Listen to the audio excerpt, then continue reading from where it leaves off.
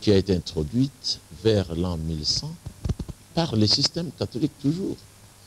Donc, il faut que absolument les couples passent par la bénédiction divine parce que c'est le Seigneur qui a institué le mariage au départ, qui a même, disons, créé le mot. L'homme et la femme doivent être bénis. Voilà. Bon, maintenant, on veut comprendre quelque chose. Au départ, Adam était le mari d'Ève. Oui. Ève était la femme d'Adam. Bon, par après, il s'est passé quelque chose. Oui. Qu'est-ce qui s'est vraiment passé au commencement, pasteur? Parce qu'il y a plusieurs versions là-dessus et ça crée la confusion dans les esprits des gens. Il n'y a qu'une seule chose qui s'est passée en ce temps-là, qui a bouleversé le monde entier jusqu'à aujourd'hui, c'était l'adultère. L'adultère entre le serpent qui était proche de l'homme, qui était le chaînon manquant, qui est pour le moment le chaînon manquant entre le chimpanzé et l'homme.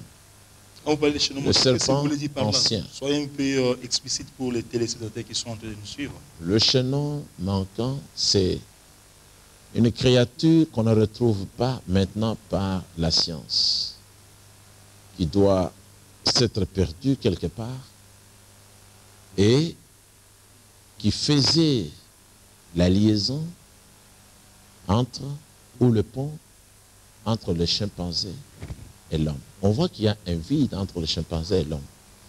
Une créature s'est perdue quelque part, dit la science. Mais quand on revient dans la parole de Dieu, on retrouve cette créature, c'est le serpent ancien.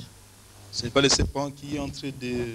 Qu'est-ce qu'on dit, ramper ou quoi là? Le serpent actuel, le serpent dans sa forme actuelle est un serpent maudit. Sa forme a été changée, tous les os ont été changés. Ça, c'est la raison d'être de la malédiction prononcée par Elohim là au commencement dans Genèse 3, verset 14. Il dit au serpent. Le serpent dont je parle, le serpent ancien de la Bible, il avait la parole. Il était beau. Donc il dans parlait. cette beauté, il parlait parce qu'il a dit, il a entraîné Ève dans une longue conversation au sujet de la parole de Dieu. C'est là que beaucoup ne comprennent pas que beaucoup des prédicateurs ne sont que la semence du serpent, spirituellement parlant. Parce que, voulant parler des choses de Dieu, il les modifie. C'est ça que le serpent avait fait en présence d'Ève au commencement. Donc, il a parlé, il a dit à Ève qu'il pouvait faire ce que le Seigneur avait interdit. Et c'était des relations sexuelles. Et le Seigneur dit, parce que tu as fait ça, au verset 14, tu seras maudit d'entre tout le bétail et entre tous les animaux des champs. Il n'a pas dit d'entre tous les hommes. Tu marcheras. C'était un animal qui était proche de l'homme. Son sang était compatible au sang humain.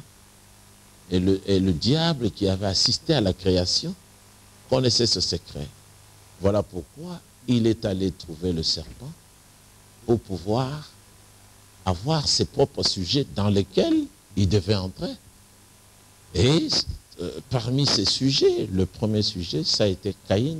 Caïn est celui que la Bible appelle la semence littérale du serpent. Soyez un peu clair. Vous voulez dire qu'Ève était enceinte du serpent ancien et d'Adam. Et d'Adam. En même temps. Et l'enfant du serpent, le serpent ancien, c'est Caïn. Caïn. L'acquisition.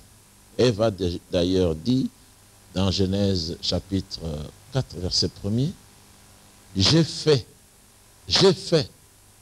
un homme avec l'aide du Seigneur. Vous voyez, elle n'a pas attribué la paternité à Adam parce qu'elle s'était comportée comme une femme prostituée.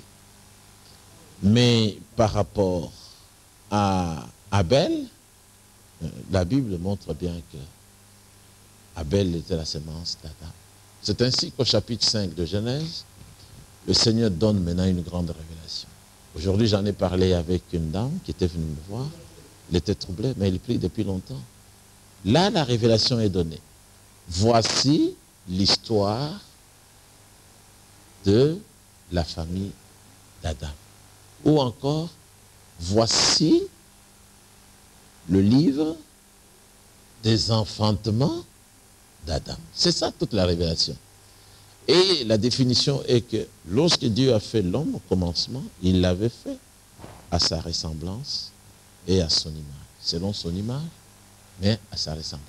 Voilà. C'est ainsi qu'Adam, on dit bien au chapitre 5, que lorsqu'il a eu, à l'âge de 130 ans, l'enfant appelé Chet, c'est-à-dire à la place d'Abel, Chet était Abel comme ressuscité. La Bible dit, Adam eut un fils à son image et selon sa ressemblance. Cela n'est pas dit de Caïn, parce que c'est très important. Cela n'est pas dit de Caïn dans la Bible. Il ne ressemblait pas à Adam, parce que ce n'était pas son fils. Et il n'était pas selon l'image de Dieu. Un homme selon l'image de Dieu, c'est l'homme qui croit la parole du Seigneur. Un homme qui se dit homme de Dieu, qui va nier la parole, n'est pas l'image de Dieu, ne ressemble pas à Elohim. Quelle est alors l'image de Dieu d'après vous? C'est la parole. Ah, bon. J'aimerais savoir une chose. Tout d'abord, en vous croire, et ce que vous répétez de la Bible, le serpent ancien, il avait la forme d'un homme. Et les serpents anciens avaient aussi quelque chose, comme on peut appeler ça, disons, cette vertu-là de reproduction ou de sémence. Tous les animaux. Ah bon? Tous les animaux, même les poules, les coqs. Mais pour lui, c'était compatible avec la femme. Son sang était compatible au sang humain parce qu'il était la créature la plus proche d'elle. Donc c'est le chaînon manquant entre c'est ça le chaînon manquant. Et le chimpanzé aujourd'hui. Voilà. Ah bon, je comprends. C'est la malédiction qui a rendu le serpent ce qu'il est. Reptile. Voilà. Parce qu'au verset 14, le Seigneur dit littéralement, désormais tu marcheras sur ton ventre et tu mangeras la poussière de la terre tous les jours de ta vie. Ça veut dire qu'au début, c'est le début de la malédiction. Il ne marchait pas sur son ventre comme il traîne le ventre. Voilà. On comprend par là qu'au départ ou au commencement, l'adultère, c'est ça qui a détruit l'humanité. C'est l'adultère, le péché originel dont les gens parlent partout, sans le connaître, sans l'identifier. C'était l'adultère. Parce que le serpent a entraîné Ève dans une longue conversation autour du sexe. Voilà. Autour du sexe. Le verset 7, 8 et 9 de Genèse 3 dévoile ça. Dès qu'Adam et Ève se sont connus, on dit, dès qu'ils ont mangé le fruit, leurs yeux s'ouvrirent et ils comprirent qu'ils étaient nus. Donc auparavant, ou avant, ils ne savaient pas qu'ils étaient nus alors qu'ils étaient littéralement nus. Et ils étaient littéralement nus, mais ils ne le savaient pas. Mais qu'est-ce qui faisait qu'ils ne voyaient pas leur nudité? L'enseignement n'était pas venu sur la nudité. C'est le serpent qui est venu, au nom du diable, donner cet enseignement au sujet de la nudité. Adam, en répondant à son père, Elohim dit, j'ai entendu ta voix dans le jardin, je me suis caché parce que je suis nu. En d'autres termes, il voulait dire à Dieu, tu m'as laissé nu. Ah bon? Et Dieu dit, mais qui t'a appris que tu étais nu? Et Dieu était fâché à ce moment-là. Qui t'a appris que tu étais nu? C'est vraiment quelque chose de très profond.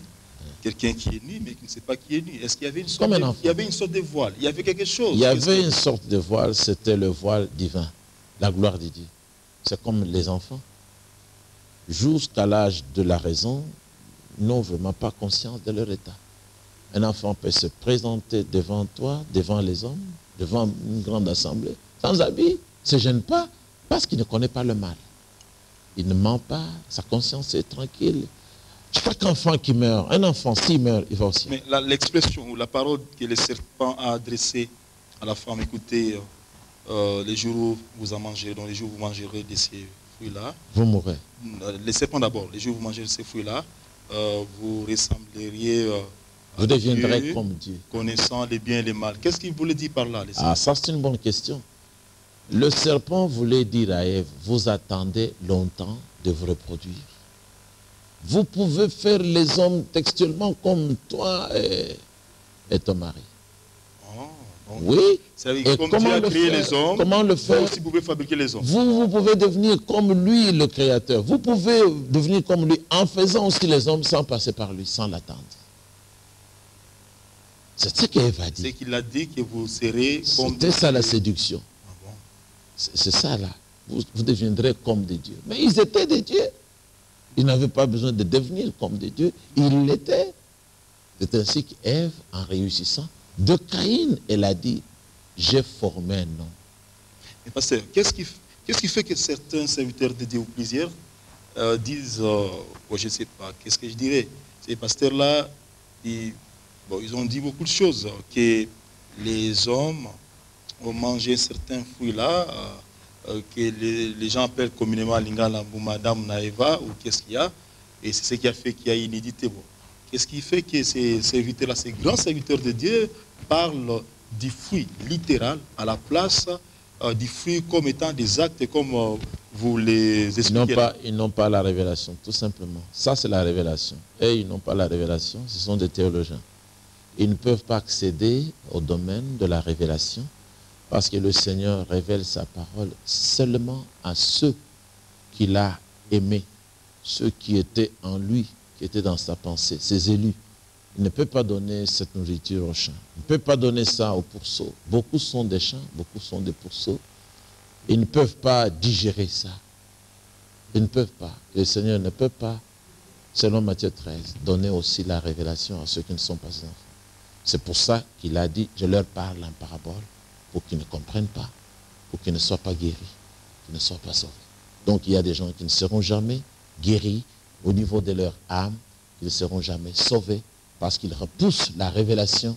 Mais la Bible se conçoit, se reçoit, se comprend uniquement par révélation divine. Écoutez, fidèles téléspectateurs, nous allons lire vos questions, soyez patients.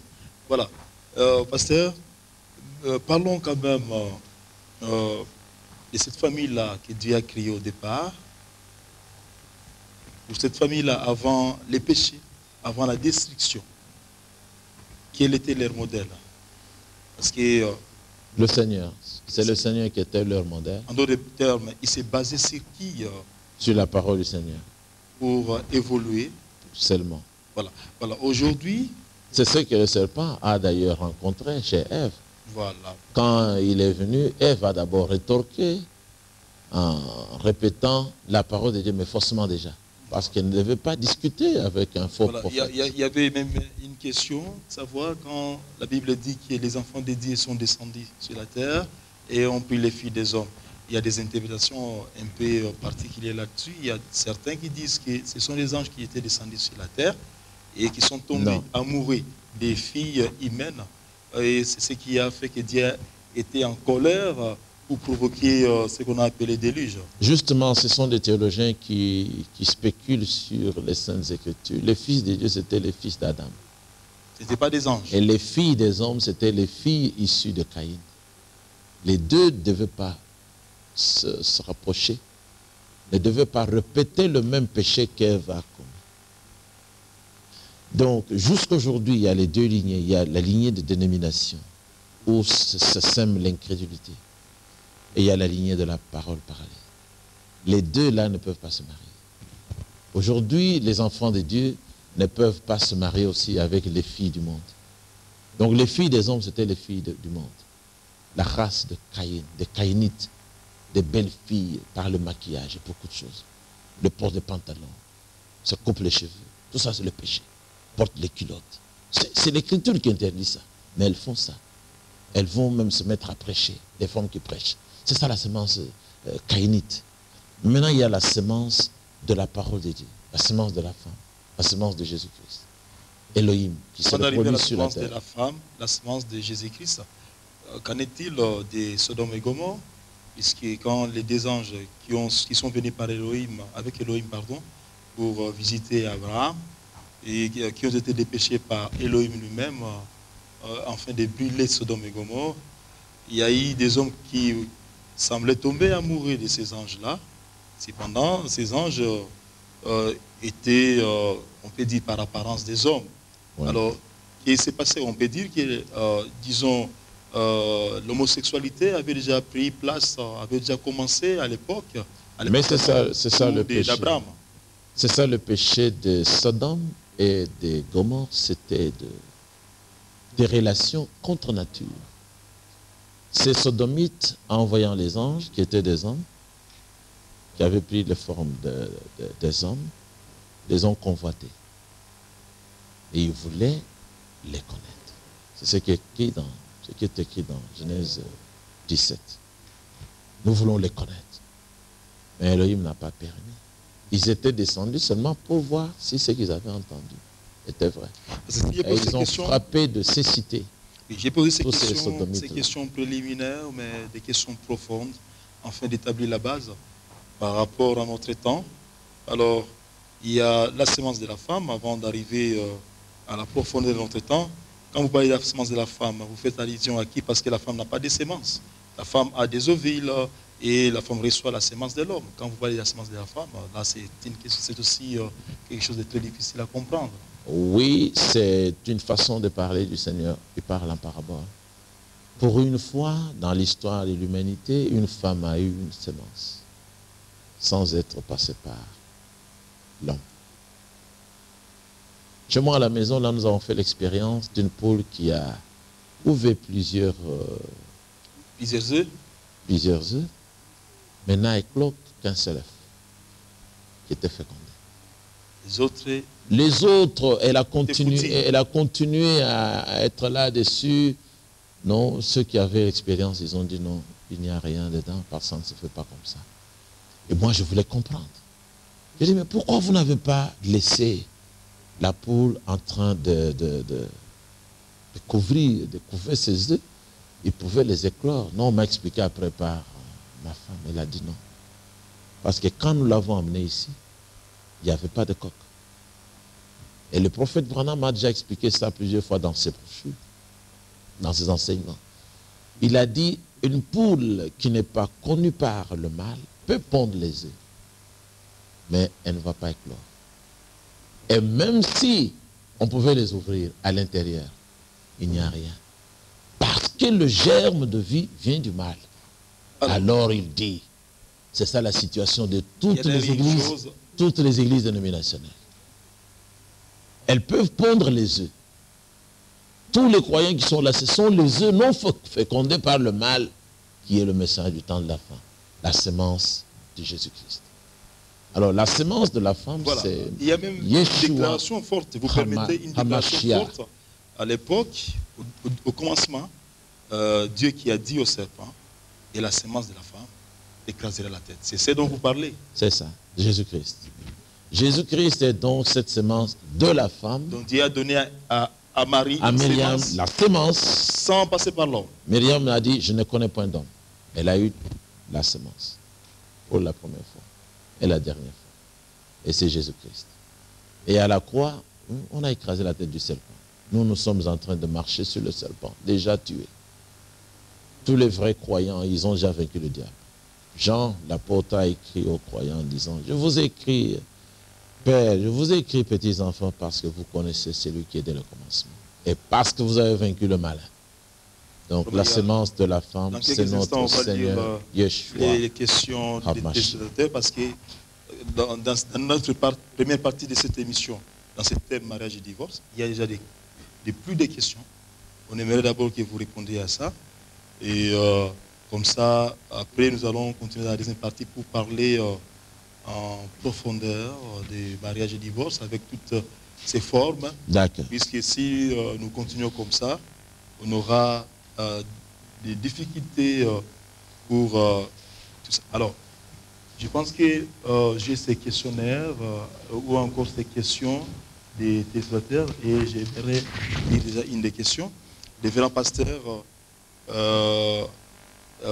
on dit, vous ferez aimer d'avoir un peu des retenues par rapport à la sémence, disons, à ce que vous parlez souvent, vous prêchez par rapport au mariage et divorce. Bon, ça c'est un téléspectateur qui donne son avis, mais ce n'est pas ça la question. Voilà. S'il vous plaît, envoyez la référence biblique qui dit que les serpents avaient commis ou avaient connu un acte sexuel avec Ève. Est-ce que vous avez une référence biblique? Mais oui, mais si vous prenez dans 2 Corinthiens chapitre 11, premier et deuxième verset, Paul appelle ça l'acceptation de la folie, de sa folie à lui, Paul. il dit que des croyants, il craint qu'ils soient détournés, comme Ève a été détournée au sujet de sa virginité. Paul révèle ça d'ailleurs, il dit au sujet de la virginité. Ils veulent les présenter à Jésus-Christ vierge. Il dit, mais je crains que ce qui est arrivé à Ève ne puisse vous arriver. Donc, qu'est-ce qui est arrivé à Ève? Paul dévoile ça déjà dans la Bible. Vous pouvez répéter la 2 référence? Corinthiens 11, 2 Corinthiens 11. premier et deuxième verset. Donc, lorsqu'Adam est allé pour prendre sa femme et la connaître, l'instruction d'ailleurs, l'apprentissage ou l'enseignement, la doctrine venait de la femme. Il l'a trouvée déjà connue par quelqu'un d'autre qui n'était qu'un animal. Mais Paul dit, vous, j'aimerais vous présenter à Christ vierge, comme une vierge pure. Ève n'était pas vierge lorsqu'elle a été présentée à Adam, lorsqu'elle s'est présentée à Adam. Voilà la référence biblique. Prenez aussi Proverbe 30, verset 20. Telle est la voix de la femme adultère. Elle mange, puis elle essuie la bouche, puis elle dit, je n'ai rien fait de mal. Proverbe 30, verset 20, rend clair et règle la question. Vraiment, pasteur, il y a aussi une autre question. Le pasteur doit établir la différence entre l'arbre, les fruits et les sexes. Oui. L'arbre, c'était l'homme. L'arbre de vie, c'était l'homme. La personne, Yeshua, Hamashiach, Jésus-Christ. Si l'arbre de vie était une personne, l'arbre de la connaissance du bien et du mal devait être également aussi une personne, son adversaire. Je parlais du serpent, ou bien du diable. Le diable, il est confondu au serpent parce que le diable est entré dans le serpent. Le sexe, c'est le sexe. Mais le sexe appartenait, était avec, c'est la personne. Était avec le serpent. C'était le serpent. Et c'est ça que le diable a utilisé. Le diable a utilisé la forme du serpent pour avoir une progéniture et entrer dedans. Voilà. Il y a une question qui va nous faire entrer directement dans la deuxième partie de cette émission. Alors, nous parlons des mariages et divorces. Nous avons établi certaines bases. Alors, les gens veulent comprendre, puisque les gens vous connaissent mieux, docteur Cass. Alors, dans les mariages et les divorces, pourquoi est-ce que les pasteurs Cass soutiennent-ils la polygamie alors que Frère Branham condamne cela? Mais la question qu'il pose, elle est fausse, elle est aussi d'origine mensongère. Branham soutient la polygamie. Si vous avez l'enseignement du prophète Branham sur le mariage et le divorce, en son paragraphe 185, Branham souligne, pour soutenir cette idée de un mâle et beaucoup de femelles, la polygamie, je vous donne Matthieu 5, 32. Je répète, le paragraphe 185. Pour appuyer cette idée de un et de plusieurs, prenez Matthieu 5, 32. C'est à la femme qu'il est interdit de se remarier, mais pas à l'homme. Le paragraphe 188, la version de Lausanne, la première version. Paragraphe 188, 189. L'homme peut se marier encore. Il peut se marier encore, mais pas la femme. Il peut se marier de nouveau. Il peut se marier, l'homme, comme David. L'homme peut se marier comme Salomon. L'homme peut se marier comme la continuité de toute la Bible. Branham dit que c'était comme ça pour David et tous les autres. Dans les paragraphes qui suivent, ils disent, l'homme, c'est comme chaque animal, mâle, dans la forêt. Un mâle avec un groupe de femmes. Il dit, ça marche comme ça, avec chaque animal dans la nature et l'être humain. Sa chair naturelle est animale. Donc, je soutiens la polygamie parce que Dieu au ciel soutient la polygamie. Dieu est celui qui a institué la polygamie immédiatement après le péché d'Ève. Il est descendu, il a dit, l'homme dominera sur la femme jusqu'aujourd'hui. Et Paul répète dans 1 Corinthiens chapitre 11, je veux que tous sachent, même toi, et Branham l'a su, juste à la fin de son ministère. Le 21 février 65, avant qu'il ne parte, pour la partie céleste. Il a enseigné cela, que l'homme est le chef de la femme. En tant que chef, Branham dit, ainsi dit le Seigneur, paragraphe 167, il peut avoir même 1 millier de femmes. Mais c'est la femme. Dans quelle brochure? Le mariage et le divorce. Mais aucune femme ne peut avoir, ne fût-ce que 2 maris, sans être appelée. Ainsi dit le Seigneur. Ainsi dit le Seigneur. Il dit, c'est ainsi dit le Seigneur, c'est ce que dit la Bible. Mais une femme ne peut pas avoir, ne fût-ce que 2 maris. Sinon, elle sera appelée adultère. Et Branham dit, et vous savez qu'aucun adultère n'est pas entré au ciel. Donc, une femme qui a 2 maris, dont l'un est connu, l'autre est caché, c'est la spécialité des femmes du monde. Ah, mais sachez bien, mes sœurs, vous n'entrez pas au ciel. Vous pouvez être charismatique, pentecôtiste, catholique surtout. C'est dans l'église catholique où cela se passe beaucoup. Vous n'entrerez pas au ciel. On fait quand même comprendre. Aucun adultère n'entrera au ciel. On fait comprendre quelque chose. Parce que quand vous parlez de la polygamie avec des grandes références comme ça, la Bible, le prophète Branham, alors vous voulez dire que la monogamie est abolie? La monogamie n'est pas l'institution divine. La monogamie est l'institution paganiste venant de Rome et de Babylone.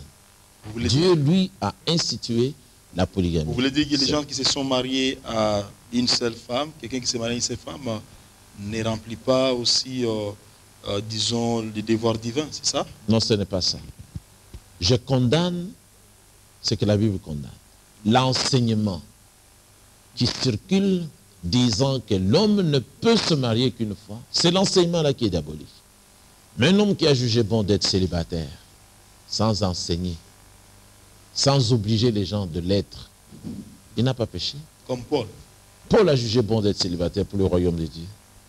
Mais il n'a pas enseigné que les gens devaient être obligatoirement des célibataires. Il a dit, chacun tient de Dieu un don particulier. Un homme qui a bon jugé de n'avoir qu'une femme n'a pas péché. Parce que c'est sa capacité ou ses moyens. Donc la monogamie n'est pas abolie. Non. Dieu n'a jamais établi la monogamie comme règle. C'est ça que je veux faire comprendre. Alors Dieu a établi quoi comme règle? Le mariage est polygame. Le mariage est polygame. C'est-à-dire l'homme est la tête, le chef.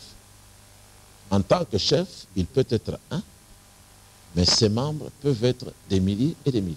Salomon avait 1000 femmes. C'était l'image de Jésus-Christ. L'homme selon l'image de Dieu. La parole de Dieu faite chair. Jésus-Christ. Il est un seul et nous sommes des milliers, des milliers, des milliers. Il y a des serviteurs de Dieu qui ont dit que l'ancienne dispensation donc, qui consistait à la compréhension de l'Ancien Testament, c'est dans cette dispensation-là que les gens ont été permis d'avoir, par exemple, plusieurs femmes, et que dans la nouvelle dispensation, qui est donc ce Nouveau Testament, Jésus-Christ n'a pas permis à ses serviteurs d'avoir plusieurs femmes, à l'exemple de Pierre, à l'exemple de Jacques. Non, j'étais en Côte d'Ivoire. On parle du prophète Branham qui avait une seule femme. Non, oui, je vais répondre. J'étais en Côte d'Ivoire. Nous avons appris que l'apôtre Pierre avait 2 femmes. Et il y a, Pierre avait 2 femmes. Cela existe dans les archives à Rome. Quelqu'un l'a dévoilé ici aussi à l'ambassade de la Belgique lorsque je faisais le démarche pour aller en Belgique. Il a dit, mon frère qui est un prêtre, il a dit que Pierre était polygame. Jésus-Christ, notre Seigneur, est polygame. Matthieu 25 parle de Jésus-Christ en parabole. L'apôtre Paul a dit aussi qu'il nous a fiancés, nous tous, à Christ. Un seul mari. C'est la polygamie dans le Nouveau Testament. Donc, quand vous parlez de quiconque stipule... Je vous laisse continuer. Quand vous parlez de Pierre, la Bible dit clairement que Jésus-Christ avait guéri la belle-mère de Pierre. On a parlé de la belle-mère de Pierre, on n'a pas parlé des belles-mères de Pierre pour... Non, mais disons que toutes les belles-mères n'étaient pas malades à la fois. Il a guéri celle qui était malade, alors on parle de la belle-mère. Moi, j'ai présenté aussi ma belle-mère à l'église. Ça ne veut pas dire que je n'ai qu'une belle-mère. Je dois les avoir 5. 5 belles-mères. Mais si je rencontre l'une d'entre elles, je dirais, c'est ma belle-mère. Ça, c'est la grand-mère de l'école primaire. Alors, vous comprenez, pasteur, pourquoi se marier à plusieurs femmes? Pourquoi se marier à plusieurs femmes? Mais parce que c'est bon.